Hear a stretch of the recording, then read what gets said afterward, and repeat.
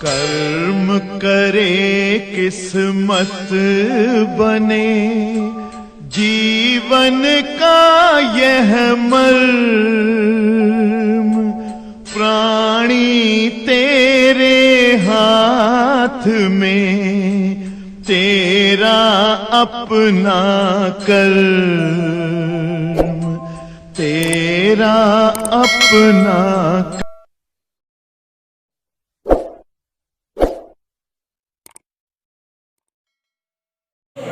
प्यारे बच्चों, कल की क्लास से एक नया लेसन शुरू किए हैं आप लोगों को पढ़ाना।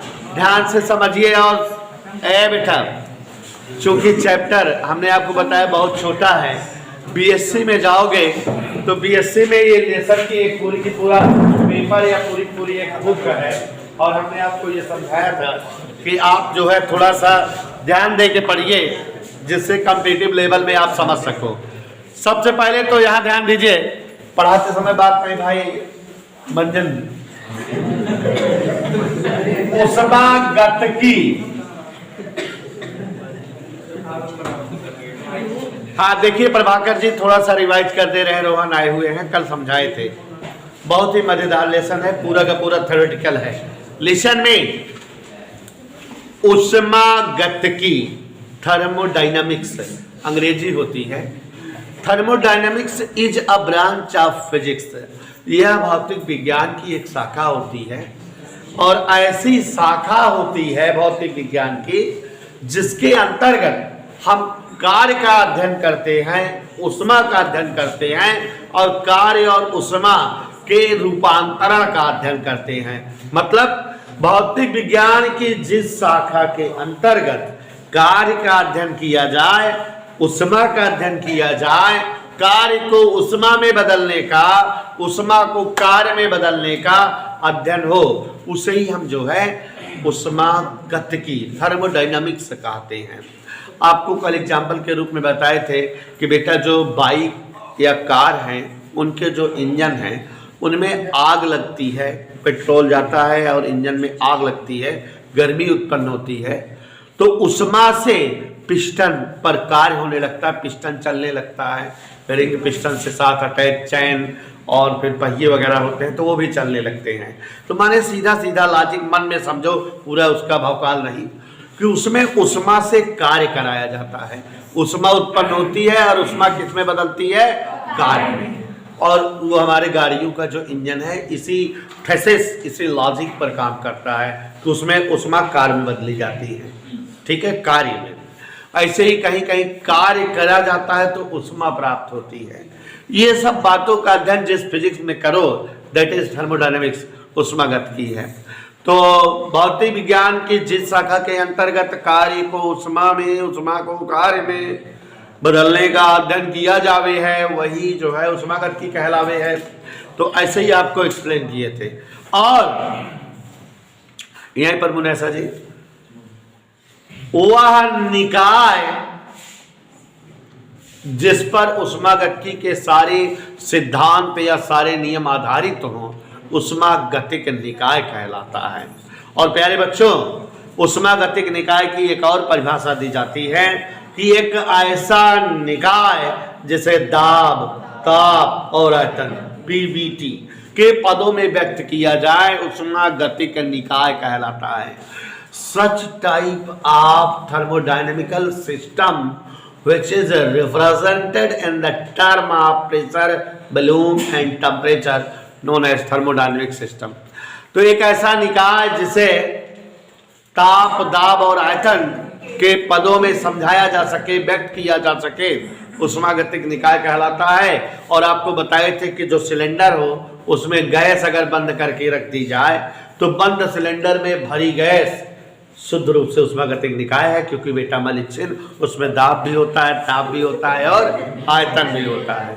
ओके डोला।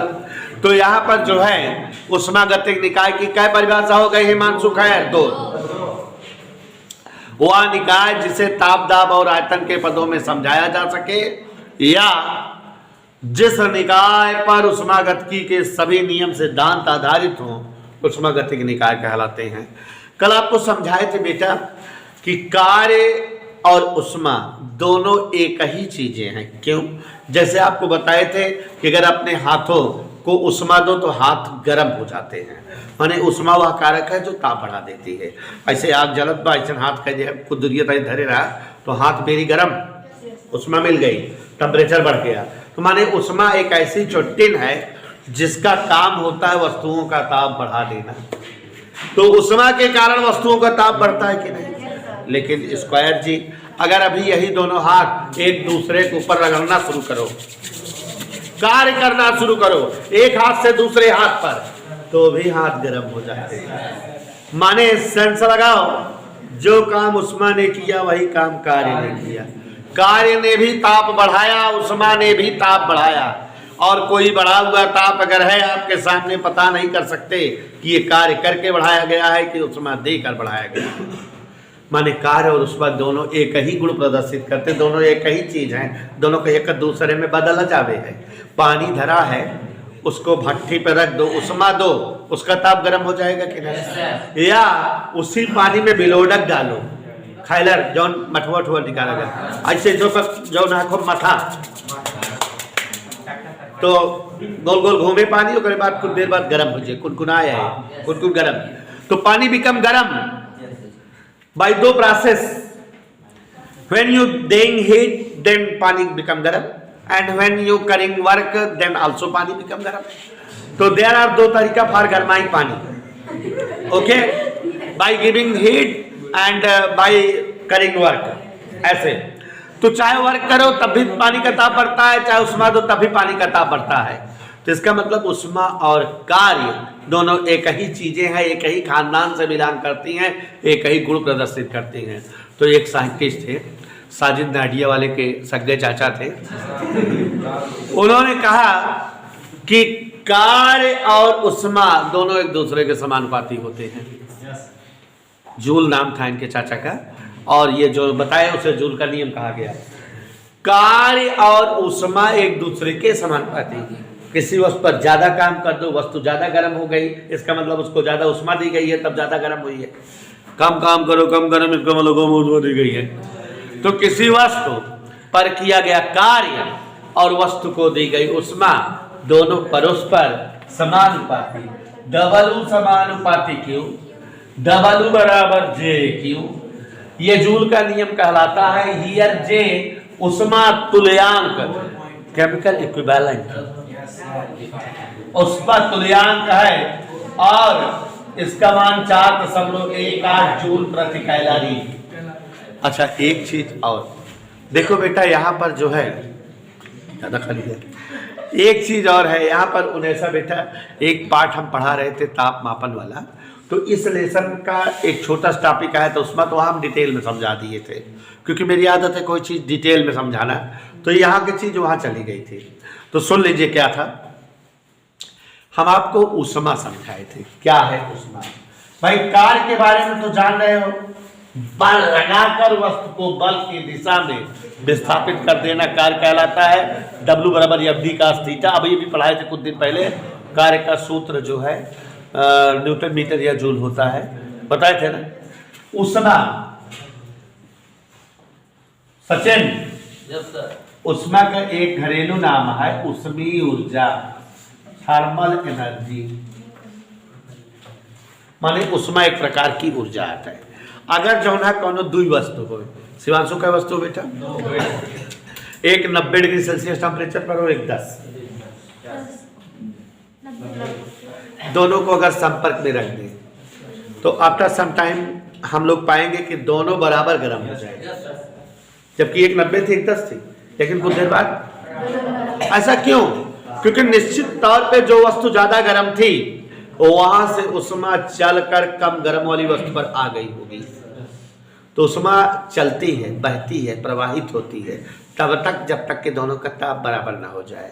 तो ये जौन उष्मा हेमो से हेमो चली, यही का जौन है उष्मीय ऊर्जा कहते हैं, और तब चला था जबकि दोनों का ताप अलग अलग रहा है। चलो बोल देते हैं कहानी बना के। दो वस्तुओं के मध्य स्थानांतरित ऊर्जा माने आई गई ऊर्जा, जबकि उनका तापांतर हो, ताप में फर्क हो, को ही उष्मीय ऊर्जा या उष्मा कहते हैं। तो चलो एक बार और अच्छे से प्रयास करते हैं। दो वस्तुओं के मध्य उनके तापांतर के कारण स्थानांतरित ऊर्जा की मात्रा उष्मीय ऊर्जा या उष्मा कहलाती है। नहीं समझे? क्या समझे बताओ? दो वस्तुओं के मध्य उनके तापांतर के कारण स्थानांतरित ऊर्जा की मात्रा उष्मीय ऊर्जा या और उष्मीय ऊर्जा या उष्मा को उष्मा की मात्रा माने Q से डिनोट करते हैं, क्वांटिटी ऑफ हीट, उष्मा की मात्रा। दो वस्तुओं के मध्य उनके तापांतर के कारण स्थानांतरित ऊर्जा की मात्रा उष्मीय ऊर्जा या उष्मा कहलाती है। जब ये ऊर्जा है तो इसका मात्रा जो है और इसका एक व्यापक मात्रक कैलोरी है, और हमने एक कैलोरी और एक जूल की परिभाषा में बताया था। फिर से जान लो, अगर अभी तुम्हारे पास पानी हो, वाट 1 ग्राम पानी हो मात्र, एक बूंद, और ओका इतनी उष्मा दिया कि ओका टेम्परेचर बढ़ा है लेकिन 21 डिग्री सेल्सियस बढ़ा है, तो जितनी उष्मा देहे चाहिए 1 ग्राम जल का टेम्परेचर 1 डिग्री सेल्सियस बढ़ सके है, उसी उष्मा को 1 कैलोरी कहा जाता है। चलो परिभाषा बनवाओ और मान। 1 ग्राम जल के तापमान में 1 डिग्री सेल्सियस ताप की वृद्धि करने हेतु आवश्यक उष्मा की मात्रा 1 कैलोरी कहलाती है। सुष्मिता कह रहे हैं सर जी हम उल्टा बोलेंगे परिभाषा, उल्टा बोलो। 1 कैलोरी उष्मा की मात्रा वह उष्मा होती है जो 1 ग्राम जल के तापमान में 1 डिग्री सेल्सियस की वृद्धि कर देती है। 1 ग्राम जल का तापमान 1 डिग्री सेल्सियस बढ़ा सको, इसके लिए जितनी उष्मा चाहिए भाई वह या 1 कैलोरी। लेकिन उन्हें अगर जल 1 किलो रहा है, सुन लो ध्यान से, 1 किलोग्राम, 1 ग्राम ना बोला था, 1 किलोग्राम जल के तापमान में 1 डिग्री सेल्सियस की वृद्धि कर सके, ऐसी उष्मा 1 किलो कैलोरी कहलाती है। कैलोरी बजाय किलो कैलोरी ना समझा? 1 किलोग्राम जल के ताप में 1 डिग्री सेल्सियस वृद्धि कर सकने हेतु आवश्यक उष्मा क्या कहलाती है? 1 किलो कैलोरी। ओके, राइट जाए एमर देखा जूल। देखो बेटा 1 कैलोरी उष्मा का बड़ा मात्रक है। 1 कैलोरी में 4.18 जूल आता है, तो एक हेमो कह दी 1/4.18 कैलोरी बन जाए 1 जूल में। अब ले परिभाषा बना दे बढ़िया में 1 जूल के परेशान करते तो देखा 1/4.18 ग्राम जल, पहले कितना ग्राम ले रहे हैं, आप कितना लेते हैं? 1/4.18 ग्राम जल के तापमान में 1 डिग्री सेल्सियस की वृद्धि करने हेतु आवश्यक उष्मा की मात्रा 1 जूल कहलाती है। कैलोरी बोले जाते हैं कि पहले हमारी बोल दी। ऐसे ही बेटा मिस मलिक्सिन, क्या नाम है तुम्हारा? अंजलि जी। 1 मुंह से सुनना, तुमको बोलना है, हम जहां हम रुक जाए वही बोल दो। एक कोई बोलेगा नहीं यार हिंट मत देना इसको, जहां हम रुके हुआ बोलो नहीं, फेंक के मारा मारकर। 1/4.18 किलोग्राम जल के तापमान में 1 डिग्री सेल्सियस की वृद्धि करने हेतु आवश्यक उष्मा की मात्रा क्या कहलाएगी? 1 किलो जूल, है ना? चिलबिला वाले चोरे रह गए, तो ध्यान से समझा, फिर से बता दें। शिवांशु अब की बार बोलेंगे, मौका शिवांशु का है। 1 ग्राम जल के तापमान में 1 डिग्री सेल्सियस की वृद्धि करने हेतु आवश्यक उष्मा की मात्रा 1 कैलोरी कहलाती है। सिंपल। 1 किलोग्राम जल के तापमान में 1 डिग्री सेल्सियस की वृद्धि करने हेतु आवश्यक ऊष्मा की मात्रा 1 किलो कैलोरी कहलाती है। 1/4.18 ग्राम जल के तापमान में 1 डिग्री सेल्सियस की वृद्धि करने हेतु आवश्यक ऊष्मा की मात्रा 1 जूल कहलाती है। अब कहाँ कैलोरी हुई? और 1/4.18 किलोग्राम जल के तापमान में 1 डिग्री सेल्सियस की वृद्धि करने हेतु आवश्यक ऊष्मा की मात्रा 1 किलो जूल कहलाती है। Okay done. तो कंफ्यूजन ना हो, चाहे सब बिरादरी है। तो यहां तक समझ में आया बेटा। जब ग्राम रहेगा तो जूल या कैलोरी की परिभाषा बनेगी, जब किलोग्राम रहेगा तो किलो जूल या किलो कैलोरी परिभाषा बनेगी। कई बार तो बताए हैं, तो गड़बड़ ना किए करो। तो ये इतना समझ में आ गया था। कल भी ये सारी चीजें क्लास में हमने आपको एक्सप्लेन किया था, समझाया था। जैसा कि उन्हें सब बेटा हम लोग जान रहे थे कि अगर जो है ऊष्मागतिकी के हम आपको कल 2 नियम समझाए थे, शून्यांक नियम और ऊष्मागतिकी का। तो ऊष्मागतिकी का शून्यांक नियम तो बड़ा सरल था कि अगर कोई 3 वस्तुएं Himanshu Gupta A B C हो और अगर ए व बी तापी साम्य में हो और बी व सी भी तापी साम्य में हो तो ए और सी भी तापी साम्य में होगी। माने ए और बी जिस तापमान पे हो, बी और सी भी उसी तापमान पे हो, तो ए और सी भी उसी तापमान पे होगी। आपको एग्जांपल दिए थे कि अगर ए और बी के बीच रिश्ता हो भाई क्या, बी और सी भी भाई हैं, तो ए और सी भी क्या होंगे? क्या कहती है भाई? तो इस तरह से आपको समझाए नहीं थे बेटा। तो ये सब क्लासेस शिवांशु बेटा कल हम समझा दिए थे। तो ये सारी चीजें एक्सप्लेन है, कोई दिक्कत नहीं है। लेकिन आप सभी को कुछ बताना चाहते हैं। अब इस चैप्टर में सहयोग ध्यान देंगे। पूरे के पूरे चैप्टर में बेटा गैस को गैस नहीं कहेंगे, ऊष्मागतिक निकाय कहेंगे। ठीक है, फिजिक्स का वर्ड है ये ऊष्मागतिक निकाय। जिस निकाय को ताप, दाब और आयतन के पदों में उसे ऊष्मागतिक। यहां देखिए जरा,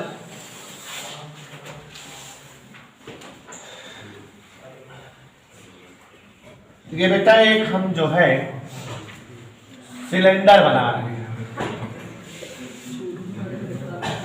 सभी लोग ध्यान दें, सिलेंडर बना, आयताकार सिलेंडर, और इसमें ये कोई क्या भर दिए हैं? मार देंगे ऊष्मागतिक निकाय।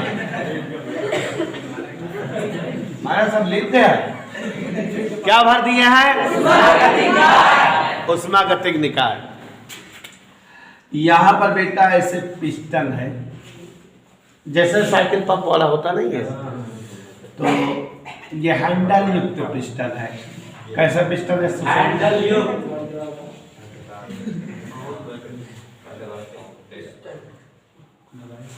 पिस्टन ही कहा जाता है जिससे गैस को रोका जाए।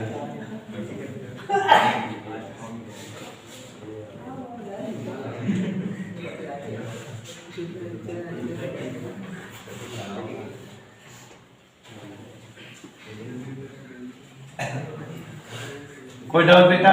No sir. उन्हें सर में कोई दिक्कत?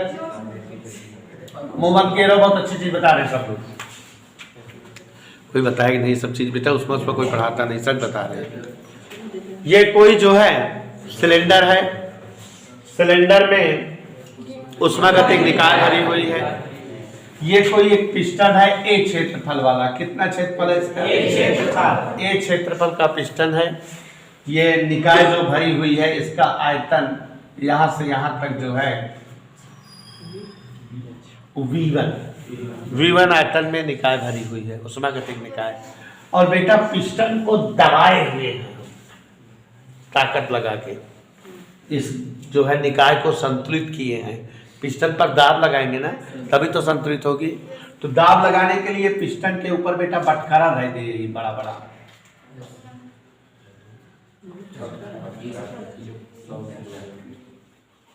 दस 20-50 ग्राम वाले बटका दे देगी अपन हमारे तो पढ़ाओ दे जा तो सबे बीच में पढ़ाओ ना गुस्सा लगे इतना बढ़ के समझाओ तो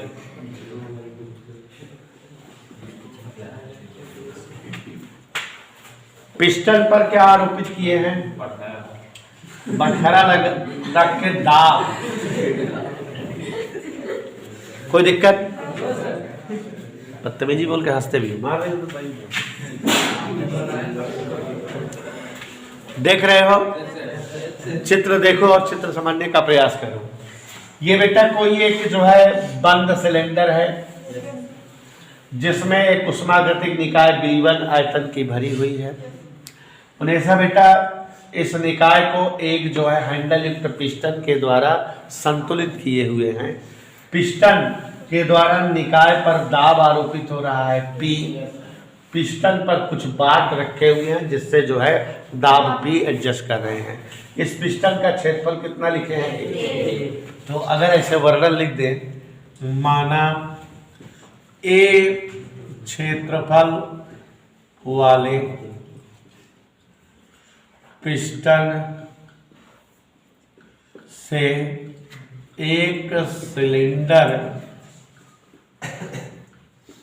में बंद उष्मागतिक निकाय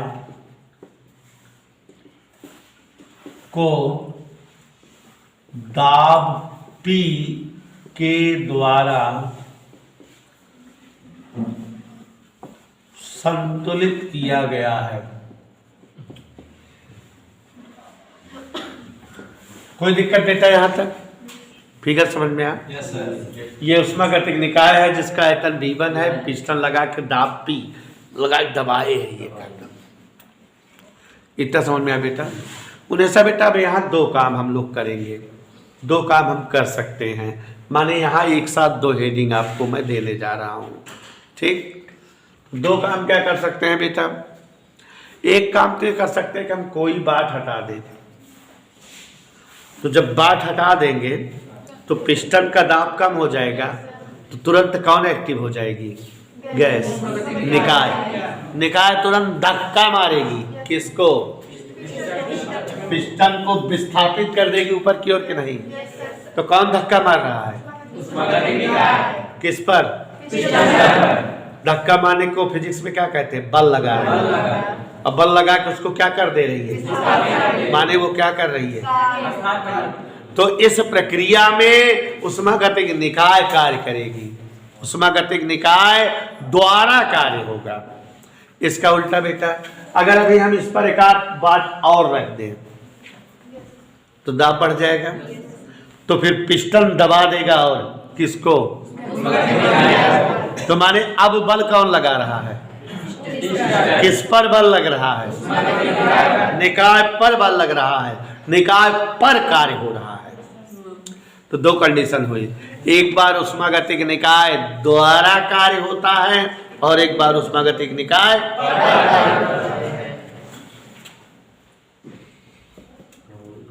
उष्मागतिक निकाय द्वारा कृत कार्य हमको यही निकालना है निकाय द्वारा कार्य कितना आएगा दिखाई दे रहा है कि नहीं बच्चों निकाय पर से क्या हटा दे पिस्टन पर से बाट तो कौन बल लगाएगा बल लगा के इसको विस्थापित कर देगी मान लो यहां से हटा के यहां जैसे ये पिस्टन यम पे है कंडीशन इसकी यम है और जब ये धक्का मारेगी तो और ऊपर हो जाएगा मान लो यहाँ पहुंच गया यम डैश कितना विस्थापन दिखा इतना अल्प विस्थापन कर दी डेल्टा एक्स पिस्टन यहाँ आ गया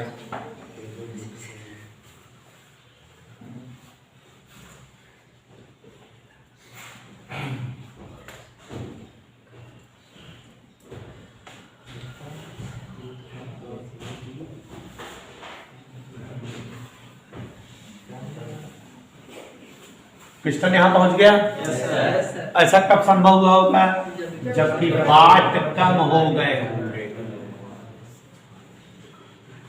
डॉटेड लाइन बना रहे हैं तो समझ में आ रहा है ना कि ये देखो अब क्या बात दिख रहे हैं, माने एक एक हट गया ना, इधर क्लियर बेटा। पिस्टन अब एम डैश पहुंच गया कि नहीं? पिस्टन यहां से कहां पहुंच गया? ऊपर चला गया। जब पिस्टन यहां तक आ गया तो खाली जगह यहां तक मिल गई कि नहीं? निकाय अभी कहीं दूर में आ जाएगी कि नहीं? माने निकाय का आयतन क्या हो रहा है? बढ़ गया ना। तो जब निकाय द्वारा कार्य होता है तो निकाय का आयतन बढ़ता है। निकाय द्वारा कार्य होता है तो निकाय का आयतन, समझ में आ बेटा? तो देखो जब पिस्टन पर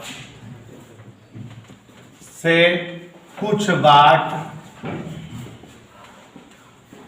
कम करते हैं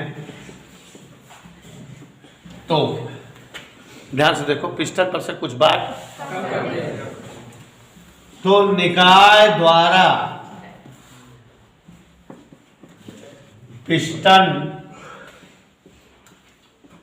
पर बल लगाकर पिस्टन को विस्थापित किया जाता है। कोई दिक्कत?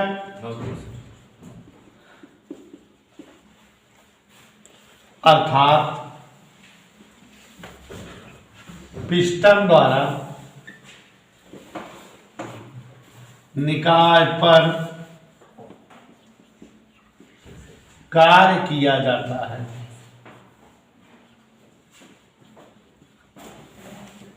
नहीं, उल्टा लिखिए, निकाय द्वारा किस प्रकार किया जाता है? समझ में आया?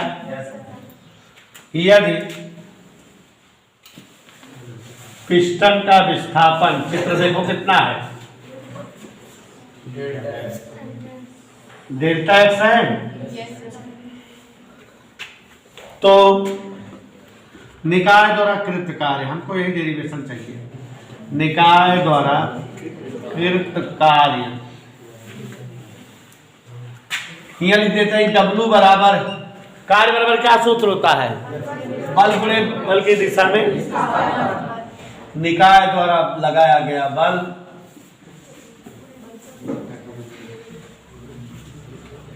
गुणे पिस्टन का विस्थापन, यही ना? कोई दिक्कत? ध्यान देते रहना।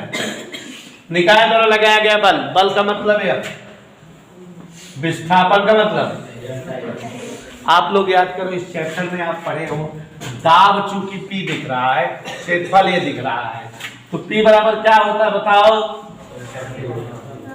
होता है कि नहीं? तो F बराबर क्या होगा? तो यहां रख दे बेटा, P into A into delta x, W बराबर P इंटू आधार क्षेत्रफल गुणे ऊंचाई आयतन, तो W बराबर बेटा P dB, ये आ गया निकाय पर किया गया कार्य, निकाय द्वारा किया गया कार्य। डेल्टा बी का मतलब बेटा हमेशा डेल्टा बी आयतन का परिवर्तन, तो माने निकाय द्वारा किया गया कार्य P/B2 माइनस B1, ये भी हो सकता है। देखो यहाँ B2 बड़ा है कि नहीं? चूंकि B2 बड़ा है B1 से, तो ज्यादा में से छोड़ गिनती घटाओ क्या हुआ है ना मालूम, लेकिन धनात्मक है ये तो जान रहे हैं। तो ये साबित हो गया कि निकाय द्वारा किया गया कार्य धनात्मक होता है। कभी कभी कहता है सिद्ध करो उष्मागतिक निकाय द्वारा किया गया कार्य धन में होगा, तो ऐसे सिद्ध कर लेंगे कि नहीं? निकाय द्वारा किया गया कार्य धनात्मक होता है, ऐसे सिद्ध कर लीजिएगा कि नहीं बेटा? और याद कर लीजिए याद से कि निकाय द्वारा किया गया कार्य W बराबर P डेल्टा B या P इंटू DB होता है, याद रहेगा ना? जैसे कल आपको हमने पढ़ाया था उष्मागतिकी का प्रथम नियम, जब किसी निकाय को उष्मा देते हैं तो कुछ उष्मा से वो अपना ताप बढ़ाता है, आंतरिक ऊर्जा वृद्धि, और शेष उष्मा से कार्य करता है। तो माने निकाय को दी गई उसमें डी क्यू बराबर डी यू प्लस डब्ल्यू था, तो डब्ल्यू की जगह पी डी भी लिख सकते हैं। इधर क्लियर लिख सकते नहीं, तो जहां कल लिखे थे डी क्यू बराबर डी यू प्लस डब्ल्यू, तो अगली लाइन से लिख दो डी क्यू बराबर D U plus P D B, D U plus P D B. कोई दिक्कत? प्यारे बच्चों, इसी की सगी बहन एक हेडिंग और है, उस पर गति के निकाय पर कृत कार्य, ठीक है। अभी अभी हमने आपको समझाया भी था ये चीज। तो देखो वर्णन पूरा यही, मान ले रहे क्षेत्रफल वाला कोई एक पिस्टन से एक सिलेंडर में बंद उष्मा गतिक निकाय को दाब पी के द्वारा संतुलित किया गया है। समझ में आया? अब की बार क्या करेंगे, पिस्टन पर जो है और बाट रखेंगे। उन्हें सा जरा देखो इस फिगर को, ये ऐसे फिगर दिख रही बेटा, ये कोई एक जो है एक क्षेत्रफल वाला पिस्टन है जिस पर बाट के थ्रू दाब आरोपित किए हैं और निकाय हमारी जो है V1 आयतन की m से n तक भरी हुई है।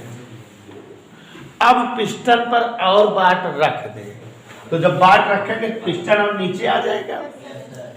तो अब की बार निकाय पर बल लगेगा, निकाय का विस्थापन होगा।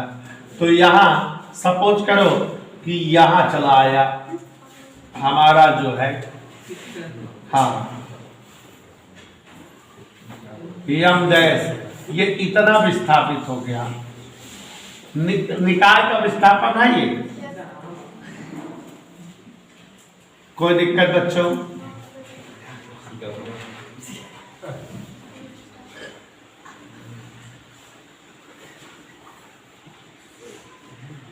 बाट बढ़ गए होंगे ना,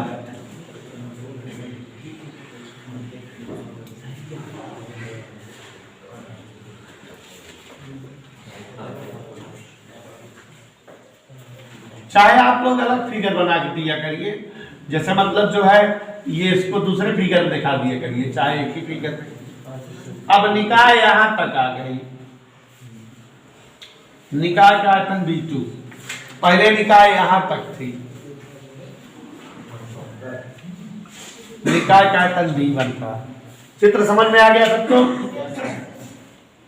ठीक है बेटा, चित्र समझ में आ गया?